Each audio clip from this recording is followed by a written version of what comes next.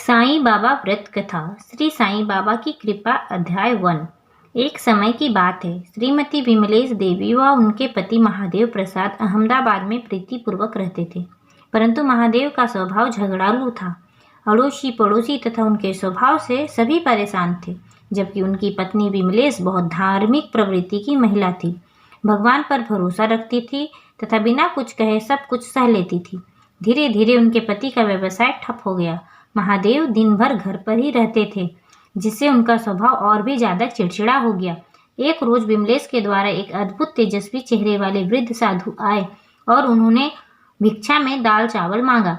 विमलेश ने तुरंत हाथ धोकर महाराज को दाल चावल दिए और उन्हें नमस्कार किया। महाराज ने खुश होकर उसे आशीर्वाद दिया और विमलेश के दुखों को दूर करने हेतु उसने श्री साईं बाबा के गुरुवार वाले व्रत को करने की विधि समझाई। उन्होंने बताया कि सामर्थ्य के अनुसार मन्नत मांगकर 5, 7, 11 अथवा 21 गुरुवार तक साईं बाबा का व्रत करने, विधि से उद्यापन करने, भूखों को भोजन कराने से उसकी मनोकामना पूर्ण होगी। इस व्रत को करते समय झूठ, छल आदि बुरी आदतों का त्याग अवश्य कर देना चाहिए। व्रत पूर्ण होने पर यथाशक्ति 7, 11, 21, 51 पुस्तकें कृतज्ञता के स्वरूप दान करते हैं। श्री साईं के जो वचन हैं, श्रद्धा व शबूरी अर्थात श्रद्धा और संतोष ध्यान में रखकर व्रत रखना चाहिए। इस प्रकार व्रत करने से साईं बाबा तुम्हारी मनोकामनाएं पूर्ण करेंगे। इतने सरल व्रत को सुनकर विमलेश अत्यंत प्रसन्न हो गई और अगले गुरुवार से ही उसने श्री साईं बाबा का व्रत करना शुरू कर दिया और देखते ही देखते उसके पति के स्वभाव में आश्चर्यजनक परिवर्तन आ गया और उन्होंने फिर से व्यापार चालू किया, जो बहुत ज्यादा सफल हुआ। घर पर ही श्री साईं बाबा की कृपा में सुख शांति हो गई। एक दिन विमलेश की बहन और उसके पति उससे मिलने आए। महादेव और विमलेश को खुश देखकर वे भी बहुत खुश हुए। विमलेश की बहन ने उनसे पूछा कि यह चमत्कार कैसे हो गया।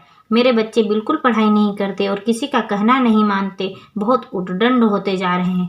सब कुछ होते हुए मैं सुखी नहीं हूँ। तब विमलेश ने उसे साईं बाबा के गुरुवार व्रत की महिमा बताई।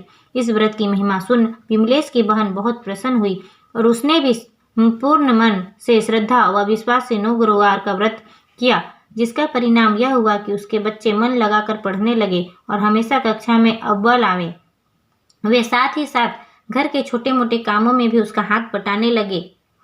यह भी अन्य लोगों की तरह इस महान व्रत का प्रभाव बताने लगी। साईं बाबा पर उसे इतनी अधिक श्रद्धा हो गई कि एक दिन वह बांटने को विवेक प्रकाशन मथुरा की छपी साईं बाबा के जीवन चरित्र और कथाओं का तथा भजनमाला की पुस्तक भी लेकर आई, जो उसके पति को बहुत पसंद आई। हे भगवान, जिस प्रकार आपने विमलेश उसकी बहन पर कृपा दृष्टि बनाई है, उसी प्रकार मुझ पर भी बनाना। बोलो साईं बाबा की जय।